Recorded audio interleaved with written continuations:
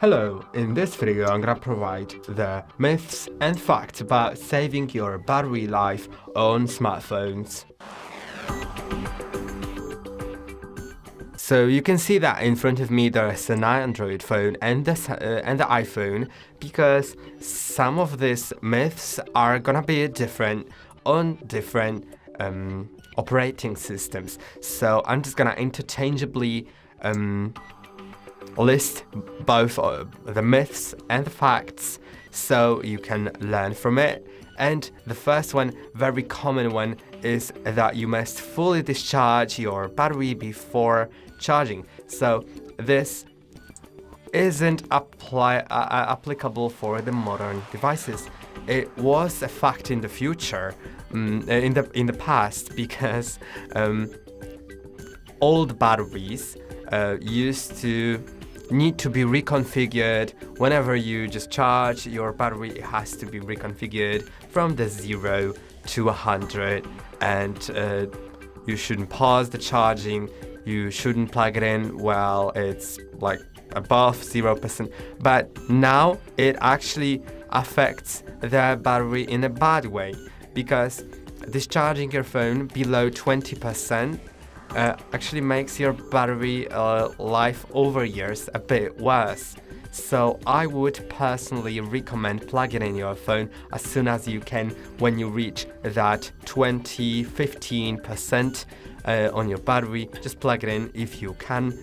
Of course, if you can't, then from time to time you can use your phone while it's just a bit discharged, but try not to do it, and also not to overcharge, but I'm gonna talk about that later. So now let's get to the facts.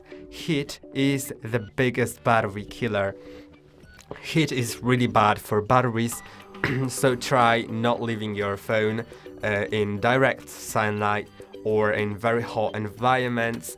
And if you have to, then try not using it too excessively so it doesn't produce even more heat, because phones produce heat by themselves and you don't want that heat to get mixed up so your battery doesn't get really hot. And cool it down if you can.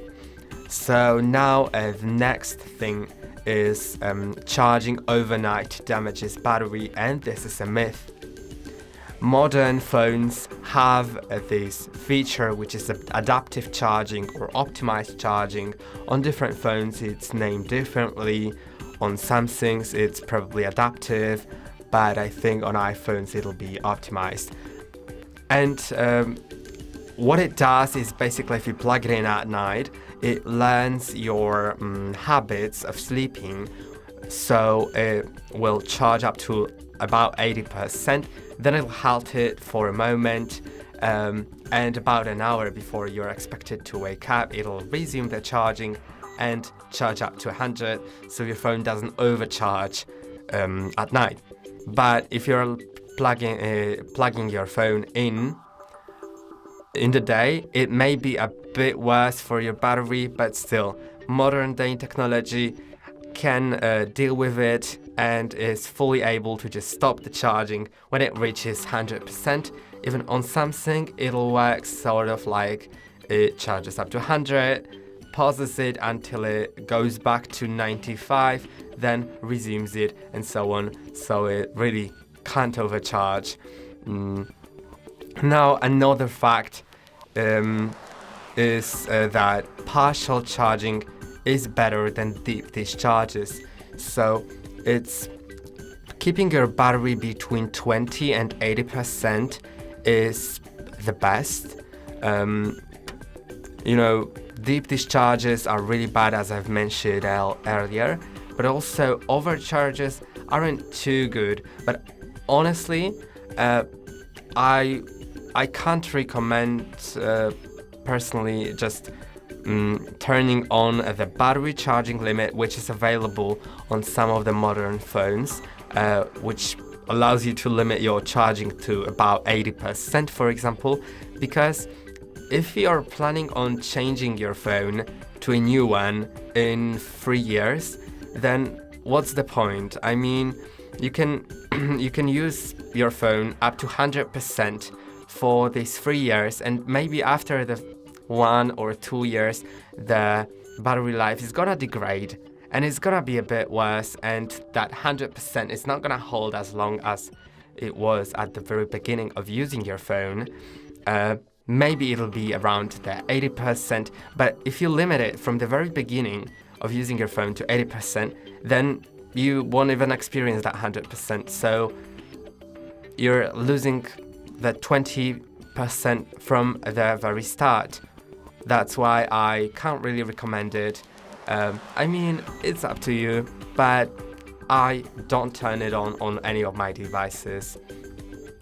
Now, the myth is that using non-original chargers ruins your battery. The fact is that high-quality third-party chargers from some reputable brands are safe to use, and you don't have to use the Samsung charger for Samsung phones and Xiaomi chargers for Xiaomi phones. Any charger that's from a reputable brand and, of course, has the port that your phone has should work exactly the same and should be safe for your phone. But if you're getting some cheap chargers from AliExpress or somewhere else, then be ready for the fact that they may not only break your battery, but also there's a chance of them exploding. So just buy high quality brands, and you don't have to worry about whether or not it's from Samsung or Huawei. Now, the next fact is that lithium-ion batteries degrade over time no matter what, and unfortunately it's unstoppable. Battery capacity naturally declines over time, and there's no way to prevent it. I mean, there's a way to slow it down, and I'm talking about it right now, but you can't just have your battery at 100% battery health for a few years. So now, another myth is that fast charging harms battery life, and while it's partially true that fast charging generates heat, because it really does, phones that support fast charging are made to just be able to handle that heat. So if there's heat produced, the phone will handle it, don't worry about it. Of course, if there's a lot of heat on the phone that's not intended to be there because you are in a hot environment, direct sunlight, or something is wrong with your phone and it produces too much heat, then probably it'll be bad. But I think that normal charging, which is an intended use, won't really break your battery. And now another fact is that using power-hungry apps and high brightness drains the battery faster. This is a very obvious fact, but it's very, very standard. If you want to have better battery life, just try stopping some processes in the background. You can do it on both the Android phones in the settings. So on different phones it'll be different, but you can most probably just go to battery, see which apps are draining the most battery. You can go into that app sometimes, and if not in the battery, then you can just go to the apps section and find that app here. So let's see if I can find it. And you should be able to find things like the battery, and you can, for example, set it to optimized or restricted so it uses less of it, or even you can force stop if you really don't use that app and you don't want it in the background. You can also disable the background activity for some apps, and that's pretty great. On iPhones, as you go to the battery, you can also see which apps are draining the most. You can't click on them, but you can just, for example, think about the apps that you may want to use less in order to save the battery if you're out and don't want your battery getting discharged. Maybe TikTok is using too much. Maybe you can stop it for like a moment. You can also go to background activities, which I don't really remember where are, so I'm just gonna search for them. So like the background app refresh, and here are some apps that use it. And if there's any app like Shein, for example, I don't want it to refresh in the background because I don't need it. The Mortal Kombat can also be disabled. And yeah, I think that's it. I wouldn't recommend disabling the apps that you want to receive notifications from, because it may not get them. And now let's get to another myth, which is more valid on iPhones than on Android, but on both of them it is somewhat valid. So this is the closing background apps, which is supposed to save battery life, actually doesn't, especially on iPhones. As you go to the recents and you close all the apps each time, then it actually makes your battery last a bit less, because while these apps are just in the recents, they are stored in the RAM but don't use any power. And if they are disabled, then just turning them on will take more power, like turning them on from the very beginning. Once it's fully disabled, it'll take more power than standard just opening the app that's already opened. On Android, it may save a bit of the battery, but in a very long run, and like in some very rare cases, I don't think that's worth just spending your time each time on going to the recents, closing the apps, then again taking a bit longer each time to open the app. I think is just, there's the button to close all, but it's not for the battery, it's for your memory. And now another fact, airplane mode or low power mode helps save battery. This is a very known fact. So if you are out traveling or something and want your battery to last and you're not using your phone at the moment, you may want to enable the airplane mode or the low power mode, which reduces the background activities and stuff. The airplane, of course, just disables some wireless connections. So both of these things are pretty great for saving your battery. I think the low power mode works better on Android phones. On iPhones, it doesn't change too much, but maybe sometimes it does. Then another myth is that putting your phone in the freezer extends battery life, and this is actually a very bad idea for your phone. I've heard that myth before, and this is damaging your battery actually. Putting your phone to very cold temperatures is exactly as bad as putting your phone to hot temperatures. There, on a manufacturer's websites, there sometimes are ranges in between which you should keep your phone.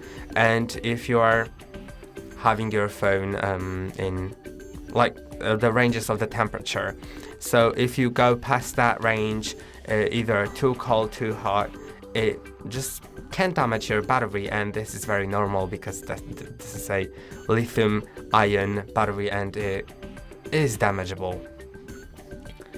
Now the facts, wireless charging generates more heat than wired charging. So if you're really worried about the heat damaging your battery, you may want to use the wired charger instead of wireless.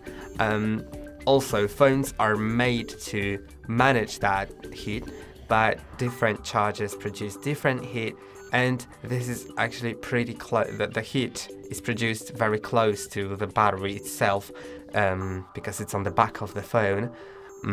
That's why if you are worried about heat, you can do it, but I think if you really want to use the wireless charging, I'm using it every day. I didn't notice any battery drops, but I know there are people that prefer the wired charging because it, for them, has made a difference. So now the last myth is that more charging cycles mean faster battery degradation, and it is a fact by somewhat. Of course, the charging cycles are very important for the battery life. So if you charge your battery, like if you've been charging it for 3 years straight every day, then probably the cycles itself will damage the battery. This is very normal, but the degradation not only depends on that, but also the heat and charging habits. So you can't really base your degradation only on the number of cycles. And the last fact is that storing a phone with a low battery for long periods of time can harm it. So if for any reason you want to store your phone somewhere, just put it away, turned off, and not use for maybe a month or something, then make sure you charge it to 50%. This is the best point to keep your battery in. It's just the best for the lithium-ion batteries.